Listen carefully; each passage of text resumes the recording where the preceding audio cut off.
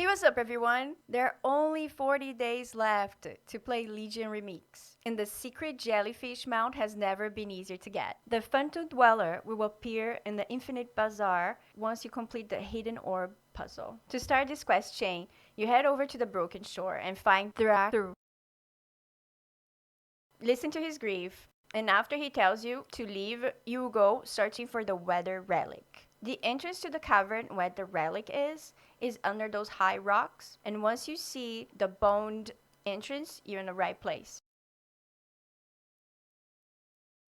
Go all the way to the back to the cave. The relic is hidden on the ground. Pick it up, take it back to Drak'thul, and ask him about it. You have a little interaction, and after that, he will tell you to go away, and you just go look for the 9 orbs like his. He will not handle you a quest, and there's no tracking, and you have to touch them in a particular order. They're all in hidden caves, so stick around and I'll tell you what they are. I will add the coordinates at the description below, and I have my coordinates at the bottom of the screen so you can see the entrance. It is a lot of flying, but you do not have to find all the orbs in one sitting. You will not lose your progress if you log out. Okay, orb number 1, it starts in Azsuna. The cave entrance is in the tree roots. Look for the fox sitting and go on the top of the rock, and you see the entrance is through the moss. All caves will be like that. You know the orb is being activated if it started to glow. Orb number 2 is in Stormheim, dry on the border with Suramar. You need to go down the road and find this tree where there will be a passage, and you don't have to find the NPC, just run, touch the orb, and get out. You have a lot of flying to do, so get going. Orb number 3 is in Val'sharah, tucked inside a hollow tree. The cave entrance is through the roots and those vines. And inside the cave, when you get to the end, you want to go left where this NPC is. And spoiler alert, is behind the NPC. And then orb number 4 is back into the broken shore, but it's underwater. And this is the worst because it keeps giving you fatigue. And you have to know where you're going. So once you get to the rock formation, use this pointy rock as an arrow and swim straight down, and you will find the cave entrance down there. And don't worry, you can breathe inside the cave. And you know, if you find the cave entrance, I'm sure you can find the orb is right there in the back. Orb number 5 is in Azsuna. The cave entrance is hidden among a patch of crystals. If you can't find it, use this portal as a mark and walk away from it, and you see this flower. Look for the part where you can see more of the ground and there are less crystals, and that will be the entrance of the cave. And the orb is next to this big flower. Make sure it's glowing and go to the next one. Orb number 6 is all the way up Stormheim. It is another underwater cave.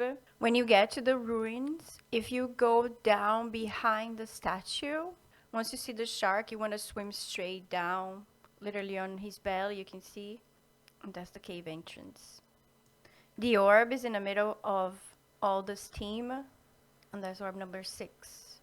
Orb number 7 is in Highmountain. Finally, a decent cave entrance, but the orb is not in this cave. It's actually to the side. You will see some vegetation to the side at the entrance, a beautiful glowing frog, and there is the orb. And orb number 8 is in Azsuna. This is another hidden entrance, and you can use this mossy rock as a marker. If you jump through the moss behind it, you'll fall into the cave, and that's the entrance. The orb is also on the mossy patch on the ground. Orb number 9 is far off coast of the Broken Isle, and you know you're in the right place when you see the shipwreck. You might run low on breath here, so be quick. Go through the bow on the left side of the wreck, and then pass through this algae. It marks the tiny entrance. Once you're inside, swim up through a left passage and take this right passage, and then through a left passage, and then swim down. It'll be this tiny place with some kelp on the left wall. Go through it, and finally there's a cave. The orb is on the right side. Make sure it's glowing before you leave the cave. Orb number 10 is Drak'thul's orb. So you can just head his way and touch his orb. Once his orb starts glowing, he will thank you. A world boss will appear when this orb puzzle is completed. Kosumoth, the Hungering. He will be more to the south of where you are. For religion remakes, there's no need for you to defeat him, for the mount doesn't drop from him. It will be at the Infinite Market. Go see Hermit Nesting Way. The mount will appear in his inventory for 20k bronze, and that's it. This is an aquatic mount, so it can only be used underwater. I am very old and I make mount content every week. Thank you for watching.